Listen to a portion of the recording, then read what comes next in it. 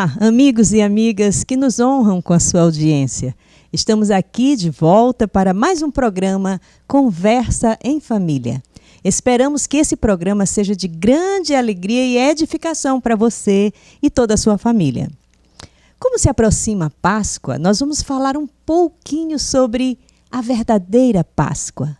Será que a Páscoa é realmente essa festa que nós estamos vendo aí, divulgada na mídia, chocolate, coelho, ovos, né?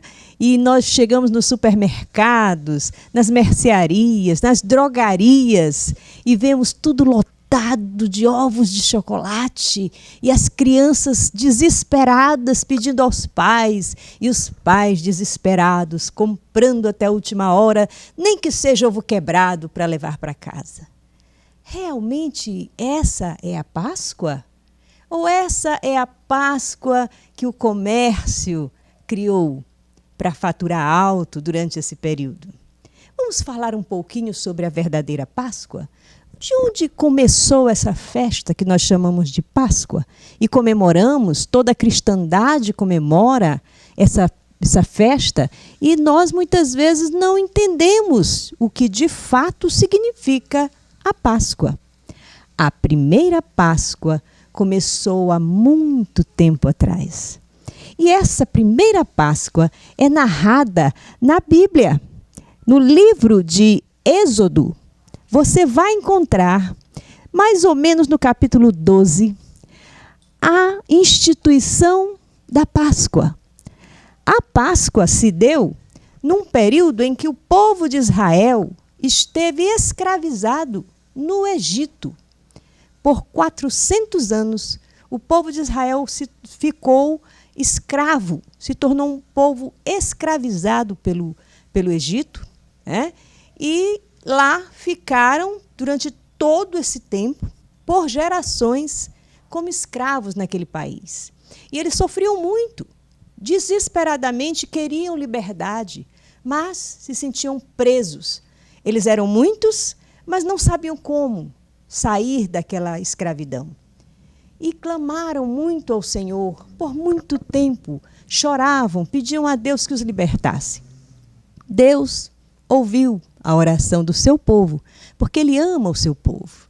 E então resolveu mandar Moisés para ser aquele que iria ajudar a libertar o seu povo.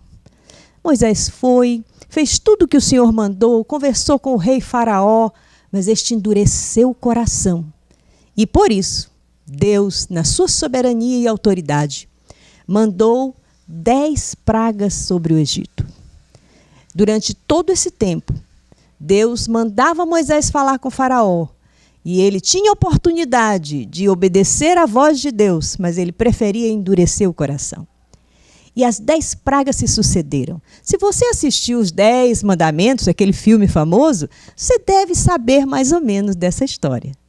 Porém, é importante lembrar, a última praga era a praga da morte dos primogênitos.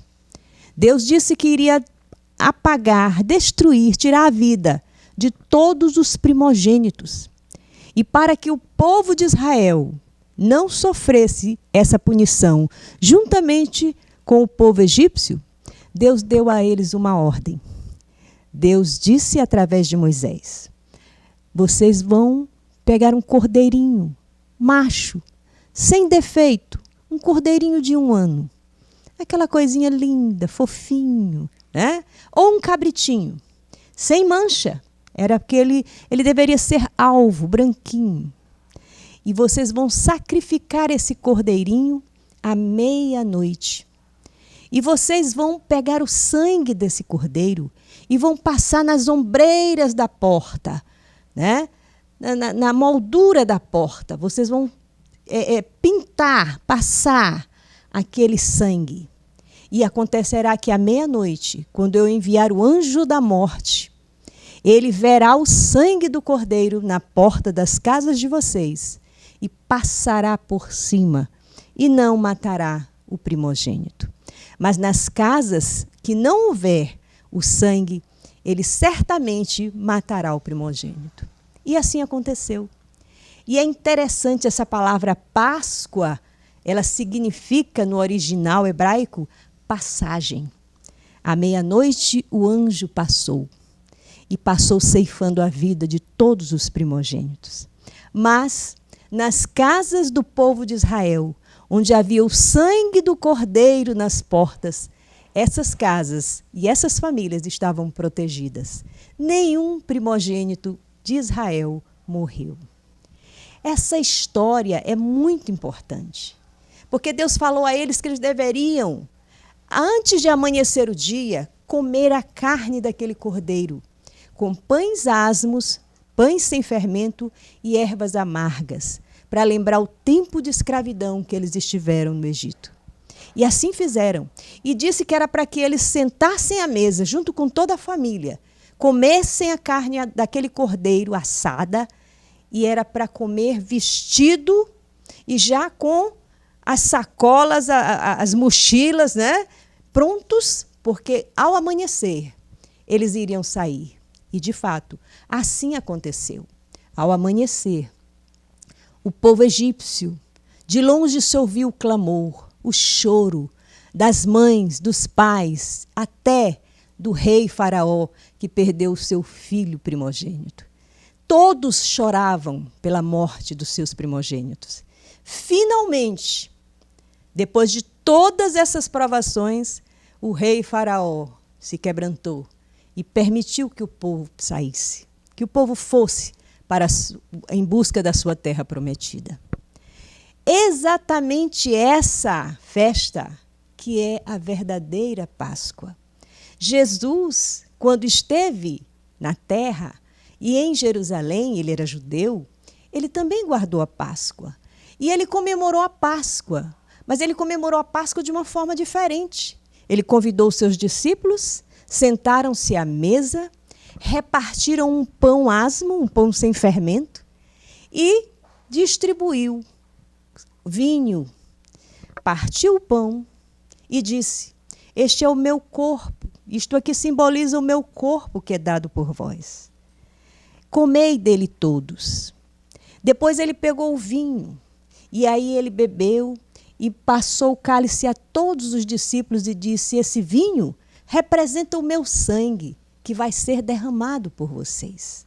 De fato, ali, Jesus estava fazendo um simbolismo daquilo que haveria de acontecer, que seria a sua morte, o derramamento do seu sangue puro por nós. E ele disse: fazer isto em memória de mim. Ele mandou que nós repetíssemos essa história, relembrássemos essa história, comemorando a Santa Ceia. É por isso que nas igrejas cristãs, tanto católicas quanto protestantes, fazemos a ceia, né? A distribuição do pão e do vinho. Por quê? Porque representa a verdadeira Páscoa. Na antiga aliança, no Antigo Testamento, a Páscoa era o sacrifício de um cordeirinho perfeito. E esse cordeirinho representava Jesus, o Filho de Deus, que haveria de ser entregue, sacrificado em favor de nós. E é interessante, quando Jesus foi ser batizado, João Batista falou assim: eis o Cordeiro de Deus, que tira o pecado do mundo. E é interessante isso, né? Que história linda! Essa é a história da salvação, do plano de salvação. Deus enviando o seu Filho amado, o seu Cordeiro perfeito, sem pecado, para morrer no meu e no seu lugar. Você reparou que nessa história não tem coelho? Onde está o coelho dessa história? Né? Onde estão os ovos de chocolate? Ou ovos de Páscoa, como dizem? De onde vieram esses símbolos estranhos? Na verdade, esses símbolos eles foram acrescidos ali pelo início da história da igreja cristã.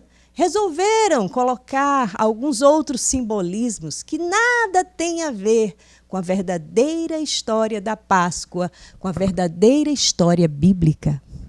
E é lamentável que hoje, quando se fala em Páscoa, se fala de um coelhinho, né?